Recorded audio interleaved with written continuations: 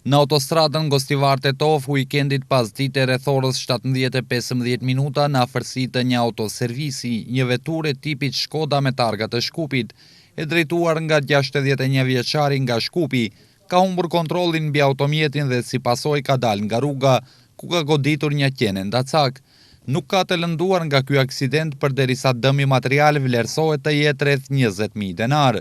Është kryer hetim në vendin e ngjarjes dhe po zbardhen të gjitha detajet që ndërlidhen me aksidentin në fjalë, përderisa si shkak për këtë aksident vlerësohet të jetë autostrada e pambrojtur dhe lëvizja e lirë dhe e pakontrolluar e kafshëve në autostradë. Në autostradën Tetov-Shkup në afërsi të mbikalimit për në fshatin Dëbërc, gjatë weekendit pas dite rreth orës 19 një veture tipit Mercedes me targa të Tetovës, të cilën e ka drejtuar 56 vjeçari nga fshati Poroj, ka goditur një qenë ndacak i cili në mënyrë të pakontrolluar ka lëvizur në autostradë, duke shkaktuar një dëm material që vlerësohet të jetë rreth 50.000 denar. Pas kryerjes së hetimit po vërtetohen shkaqet si dhe po ndërmerren masa për zbardhjen e plotë të rastit dhe të gjitha detajeve tjera që ndërlidhen me aksidentin në fjalë. Ndryshe nga nëntori i këtij viti në rajonin e Tetovës janë regjistruar gjithsej 80 aksidente komunikacioni të cilat janë shkaktuar nga kafshët, në të shumtën e rasteve nga qenë ndacak,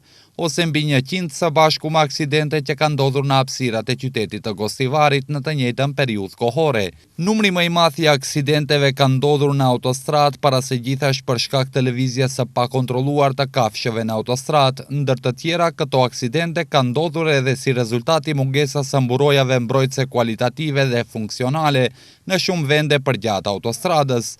Në krahasim me vitet e kaluara, këtë vit nga këto aksidente shënojmë edhe viktima njerëzore, ndërsa këtë vit dukshëm më i madh është edhe dëmi material, i shkaktuar nga kafshë të ndryshme si qenë, dera të egër, kuaje të tjerë. Sektori për punë të brendshme në Tetov në kontinuitet apelon deri tek vozitësit që të jenë maksimalisht të vëmendshëm, veçanërisht në orët e mbrëmjes.